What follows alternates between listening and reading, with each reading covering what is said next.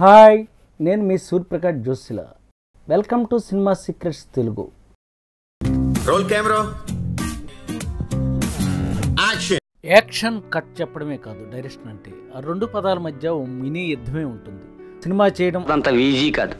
బోల్డ్ అని చిక్కుముళ్ళు ఇప్పాలి. కొన్ని జీవితాలు ఉంటాయి, జీవితపు సమస్యలు ఉంటాయి. వాటి ప్రభావం ప్రొడక్ట్ పై పడకుండా పరిష్కరిస్తూ మనిషిగా బిహేవ్ చేస్తూ ముందుకు వెళ్లి తను అనుకున్న సాధించాలి. ఇదంతా డైరెక్షన్ లో ఒకనొక పార్ట్ మాత్రమే.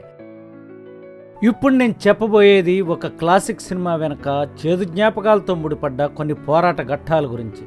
అంతా విన్నాక మీరే అంటారు, సినిమా చేయడం చాలా ఈజీ అనుకున్నాను రా, కానీ చాలా కష్టం. ఆ క్లాసిక్ సినిమా మెటిల్డా. దర్శకుడు పేరు డానీ డివిటో. ఈ సినిమా మొదల నుంచి పూర్తయ్యేదాకా అడుగడుగునా డానీ ఎదుర్కొన్న సమస్యల్ని, వాటిని అద్భుతంగా పరిష్కరిస్తూ ముందుకు సాగిన విధానాన్ని వింటే మీరు ఆయన మనస్తత్వానికి ఫిదా అయిపోతారు. అసలు పెద్ద సమస్య ఆయనకి స్టోరీ రైట్స్ తీసుకోవడం దగ్గరే మొదలైంది. ఆ పుస్తకం రాసిన ఆయన మామూలు రచయిత కాదు. World famous Britain writer Roald Dahl, Charlie and the chocolate factory, the BFG, the fantastic mister fox, the witches, ఇలా ఎన్నో అద్భుతమైన ఆయన పుస్తకాలు సినిమాలుగా మన ముందుకు వచ్చాయి. హాలీవుడ్ దర్శక దిగ్గజం స్టీవెన్ స్పీల్బర్గ్ కి ఫేవరెట్ రచయిత రోఆల్ట్ డాల్. ఆయన రాసిన one of the best sellers లో ఒకటి మెటిల్డా. డానీ డివిటో ఓ రోజు మెటిల్డా పుస్తకం తీసుకొచ్చి తన పిల్లలకి కథ చదివి వినిపిస్తున్నాడు. ఆ క్రమంలో ఆ పుస్తకం ఆయన ఎంతగానో అట్రాక్ట్ చేసింది. సినిమా చేస్తే అద్భుతంగా ఉంటుంది అనుకున్నాడు. అయితే సినిమా తీయాలంటే ఆ పుస్తకం రైట్స్ తీసుకోవాలి. కానీ ఇక్కడ ట్విస్ట్ ఏంటంటే, రోఆల్ట్ డాల్ తన పుస్తకాల రైట్స్ సినిమా వాళ్ళకి ఇవ్వడానికి ఇష్టపడేవారు కాదు. ఆయన రాసిన పుస్తకాలతో వచ్చిన సినిమాల్లో కథలు మార్చేసేవారు. బ్రిటనర్స్ ని ప్రధాన పాత్రలుగా పెట్టి కథలు రాస్తే డైరెక్టర్స్ అమెరికన్స్ గా ఆ పాత్రల్ని మార్చేసేవారు. ఇలా ఆయనకి చాలా కంప్లైంట్స్ ఉన్నాయి. దాంతో ఆయన తన పుస్తకాల రైట్స్ ని ఎవరికి ఇవ్వలేదు. డానీ డివిటో రైట్స్ కోసం రోఆల్ట్ డాల్ ని సంప్రదించే టైంకి ఆయన చనిపోయారు. ఆయన భార్యను సంప్రదిస్తే ఆవిడ కూడా పుస్తకం రైట్స్ సినిమాలకు ఇవ్వలేమని తేల్చి చెప్పేసింది. అప్పుడు లిటరసీ ఏజెంట్ మధ్యవర్తిగా ఆవిడకు రిక్వెస్ట్ చేశారు. మెటిల్డా పుస్తకం స్క్రిప్ట్ గా రాస్తాం, నేరేషన్ విని నచ్చితేనే రైట్స్ ఇవ్వండి అన్నారు. భార్యాభర్తలైన స్క్రీన్ రైటర్స్ జంట నికోలస్ కజాన్, రాబిన్ స్పీకర్ ఏడాదికి పైగా రూపాయి తీసుకోకుండా రెడీ చేసి నేరేషన్ ఇచ్చారు. రోఆల్ట్ డాల్ భార్య సంతృప్తి పడి స్క్రిప్ట్ ఇవ్వడానికి ఒప్పుకుంది. రోఆల్ట్ డాల్ ఎస్టేట్ వారు ఆ స్క్రిప్ట్ రైట్స్ ని వేలం వేయాలని డిసైడ్ అయ్యారు. దాంతో పెద్ద పెద్ద ప్రొడక్షన్ హౌస్లు ఆ స్క్రిప్ట్ మేము ప్రొడ్యూస్ చేస్తామంటే మేము చేస్తామని పోటీలు పడ్డాయి. ఎందుకంటే అప్పటికి హోమ్ ఎలోన్ అనే పిల్లల సినిమా పెద్ద హిట్ అయింది. ఆ పోటీలో పుస్తకం రైట్స్ ని పెద్ద పెద్ద స్టూడియోస్ తో పోటీ పడి డానీ డివిటో తానే తన సొంత ప్రొడక్షన్ జెర్సీ ఫిల్మ్స్ తరపున రికార్డు స్థాయిలో 4 మిలియన్స్ కి తీసుకున్నారు.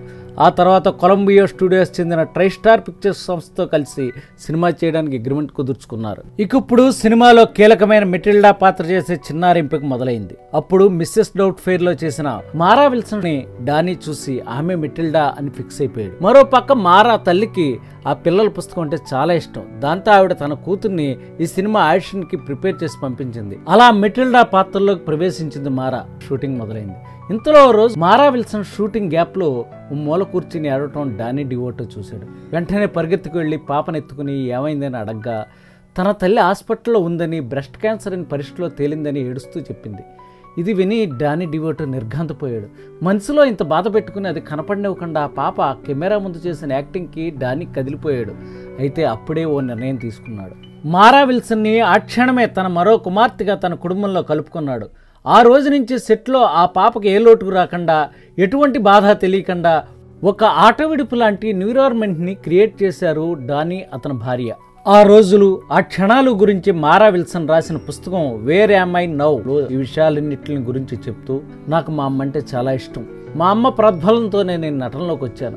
మా అమ్మ చివరి రోజులు నాకు ఆ బాధ తెలియనివ్వకుండా డానీ నన్ను ఫ్యామిలీ ట్రిప్లకు తీసుకెళ్ళటం, సమ్మర్ పూల్ పార్టీలకు తీసుకెళ్ళటం, ఇలా ఏదో ఒక దాంట్లో నేను ఎంగేజ్ చేసేవాడు. అంతేకాదు, మా అమ్మని చూడడానికి హాస్పిటల్కి వెళ్ళిన రోజు కూడా కాల్ షీట్గా రాసి పే చేసి నాకు సపోర్ట్గా నిలిచేవారు. ఇంకా బాధాకరమైన విషయం ఏంటంటే, మెటిల్డా షూటింగ్ పూర్తి రిలీజ్ అవ్వకుండానే మారా విల్సన్ తల్లి చనిపోయింది. అయితే ఆమెకు తన కుమార్తె ఎలా నటించిందో చూడాలనే కోరిక ఉంటుందనే విషయం గమనించిన డానీ డివిటో ఆవిడికి రఫ్ కట్ వెర్షన్ చనిపోకముందరే హాస్పిటల్కి తీసుకువెళ్ళి షో వేసి చూపించారు. దాంతో ఆ తల్లి ప్రశాంతంగా కన్నుమూసింది. అంతేకాదు, మెటిల్డా సినిమాని మారా తల్లికి డెడికేట్ చేస్తూ క్రెడిట్స్ వేశారు. ఇవన్నీ తలుచుకున్నప్పుడల్లా తను కన్నీటి పర్యంతం అవుతానని రాసుకుంది మారా. డానీది చాలా గొప్ప మనసు అని, తనకు ఇప్పటికీ గాడ్ ఫాదర్లా ఉంటాడని చెప్పుకొచ్చింది. ఓ రకంగా మారా తన తల్లికి ఇచ్చిన ఆఖరి గిఫ్ట్ మెటిల్డా. ఈ సినిమా తర్వాత మారా విల్సన్ నటనకు స్వస్తి చెప్పింది. అప్పటికే ఒప్పుకున్న ఏ సింపుల్ విష్ అనే సినిమా మాత్రమే చేసింది. ఆ తర్వాత చాలా ఆఫర్స్ వచ్చినా వద్దనుకుంది. రచయితగా మారాలనుకుంది. 12 ఏళ్ల తర్వాత మళ్ళీ నటనకు తిరిగి వచ్చింది. సీరియల్స్కి రాస్తూ యాక్టింగ్ చేస్తూ బిజీ యాక్టర్గా రైటర్గా హాలీవుడ్లో కొనసాగింది. ఇలా తెర మీదే కాదు తెర వెనక ఎన్నో భావోద్వేగాలు పండించిన ఈ సినిమా మోడరేట్ హిట్గా నిలిచింది.